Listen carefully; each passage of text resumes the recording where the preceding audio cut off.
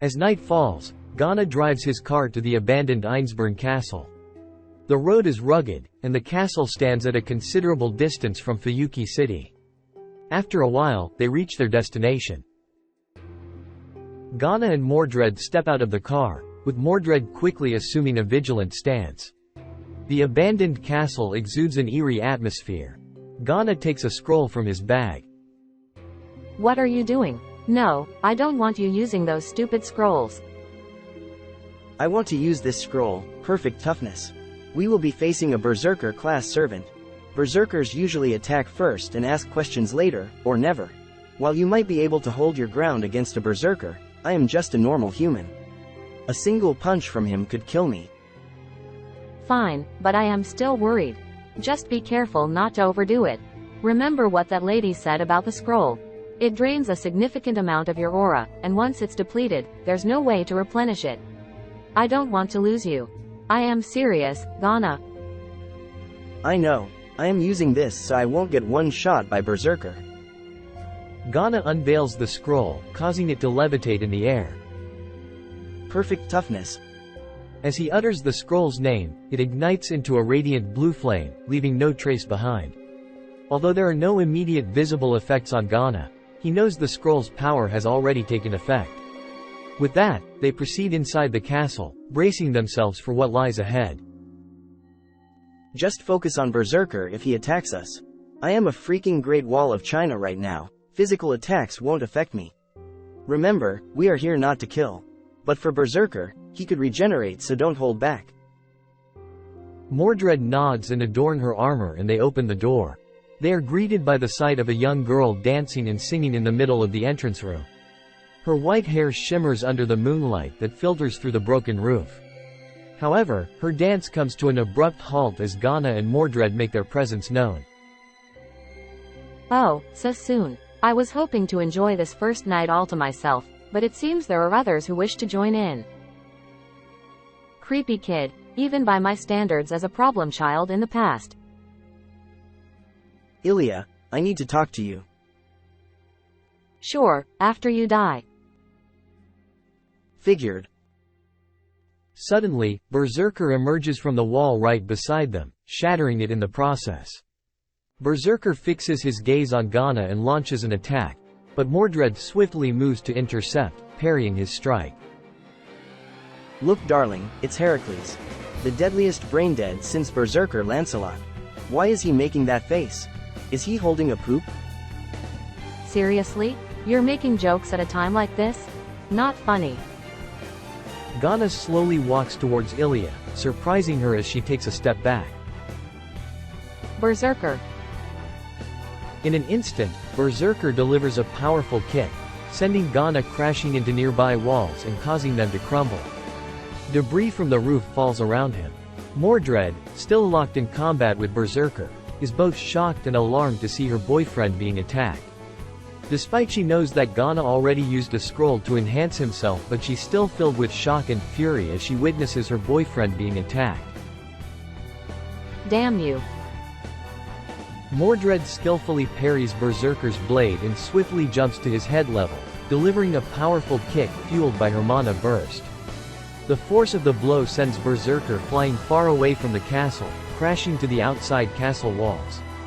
Enraged, Mordred, consumed by her mana burst, gives chase and engages in a fierce battle with Berserker. Ghana found himself trapped beneath a pile of debris, his lack of strength rendering him unable to free himself. He called out for assistance. Help? You're still breathing? I'll make sure that stops. Hold on, I'm not here to fight.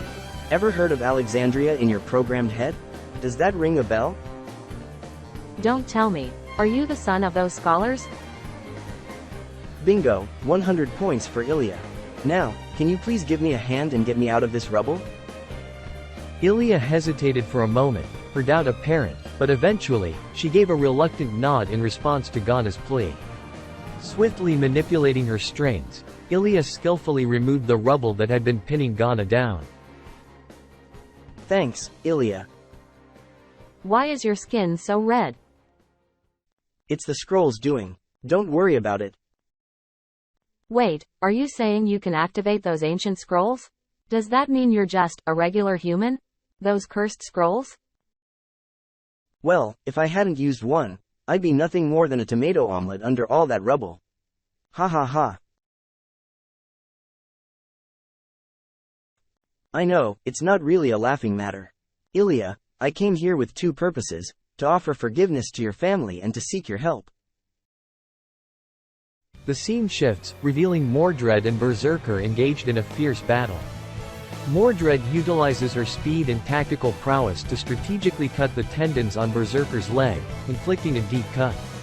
Despite his struggles to keep up with Mordred's agility, Berserker relentlessly attempts to attack her even while on his knees.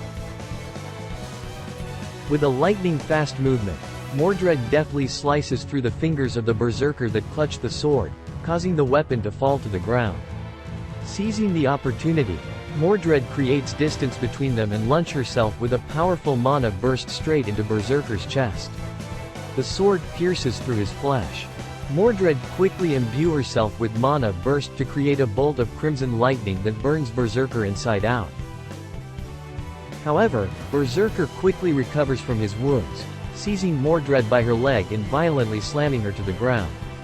A series of powerful punches rain down upon her before his fingers undergo a rapid regeneration, allowing him to retrieve his sword. Berserker swings his sword at Mordred, but she blocks it with her clarent and quickly backflips to regain her stance.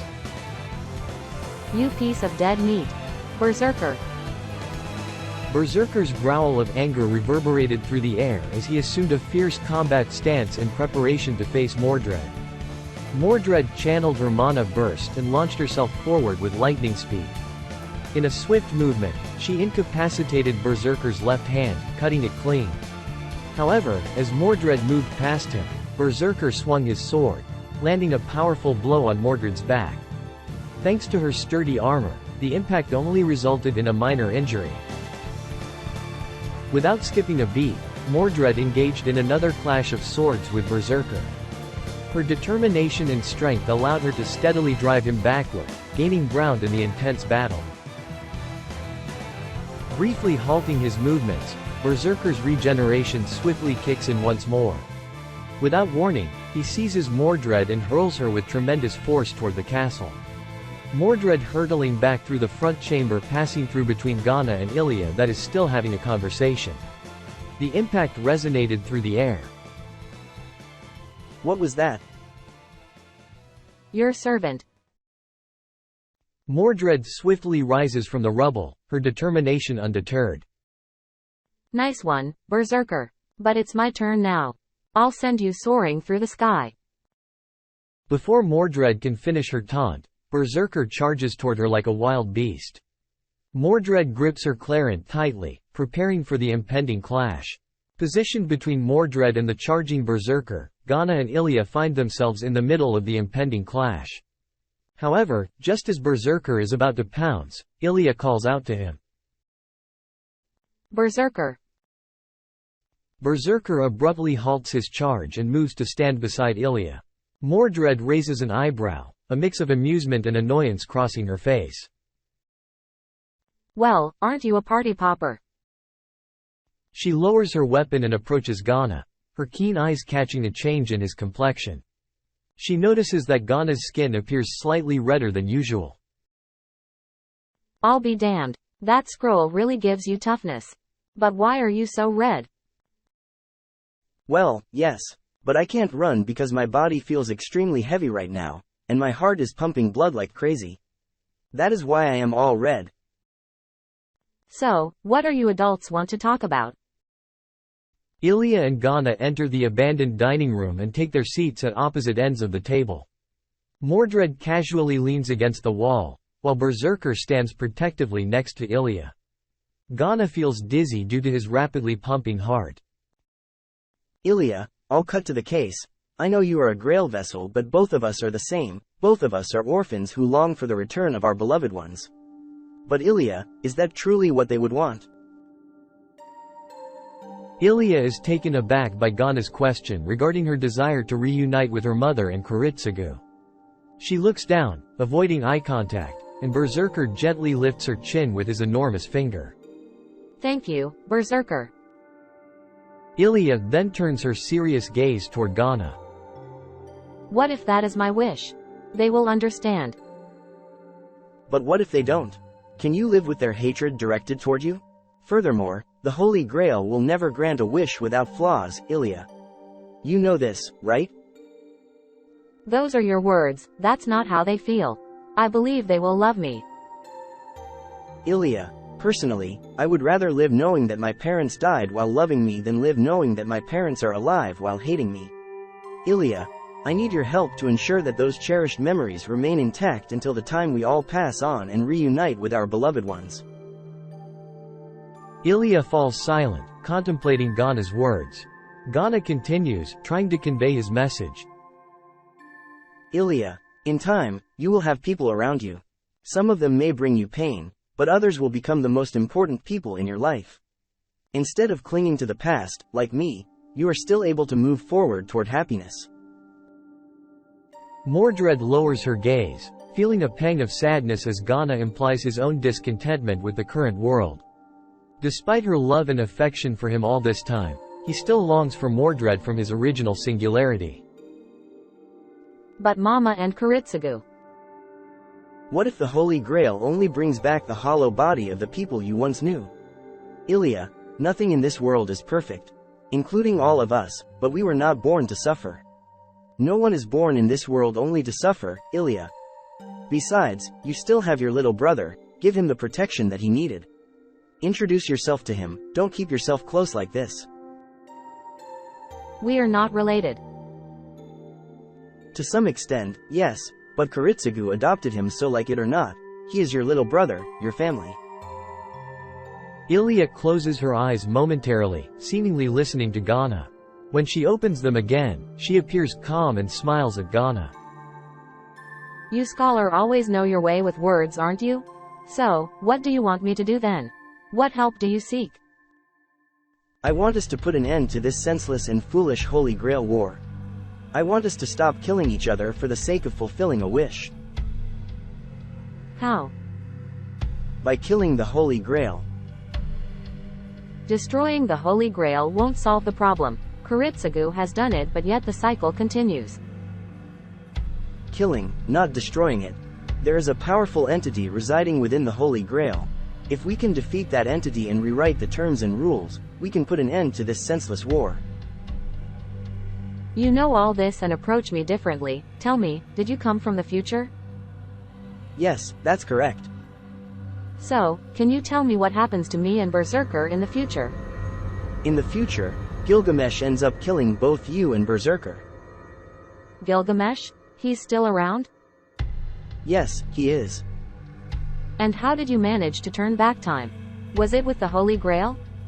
Yes, you're right, but there's a catch. The price of turning back time with the Holy Grail is that it creates a new reality or a new singularity, where I've been sent back to. So, essentially, merging with Ghana in this singularity. What benefit does Berserker get in your war against the Holy Grail? They become the original, not mere heroic spirits anymore. Is that true? Then Berserker is able to back to himself. Yes, I'd love to explain further, but using that scroll really takes a toll on me. Share your contact, and we will discuss it further at your little brother's place. I see, I'm starting to grasp the bigger picture now. Berserker, what do you think?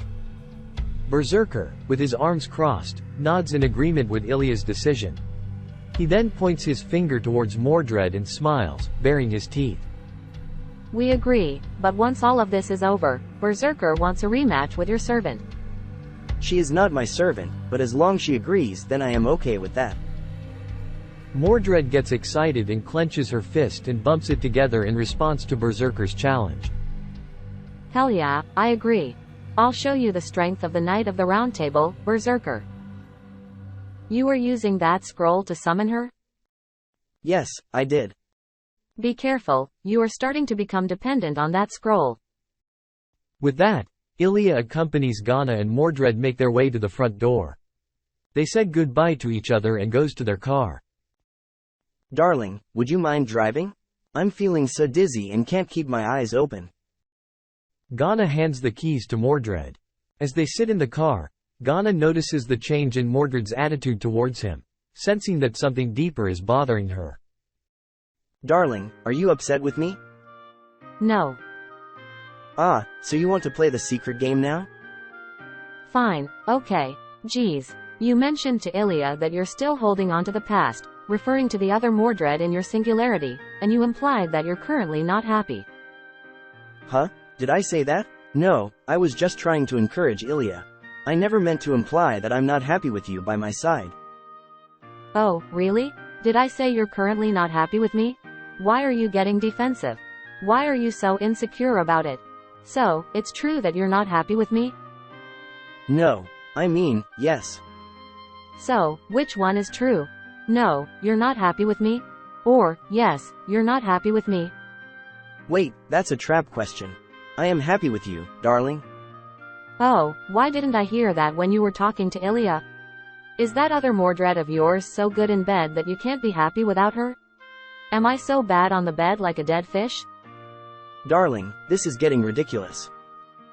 Ridiculous? Is that your term to describe me? How would you describe that Mordred of yours from your original singularity? Sweet? Memorable? Adorable? You name it. For the love of God, darling. I love you, and I am happy with you. Do you see that locket necklace around your neck? So what? You're the only Mordred I've ever given a necklace like that to. My Mordred from the previous world didn't even receive one. I bought it for you, and only you. Mordred Pendragon. Mordred blushes upon hearing Ghana's words. She rubs the locket on her neck gently with her thumb. You're not lying, right? Ghana eventually falls asleep, exhausted from using the scroll and drained from everything that has transpired tonight. Mordred gently pats his head and caresses his hair while continuing to drive the car. Sleep well, honey.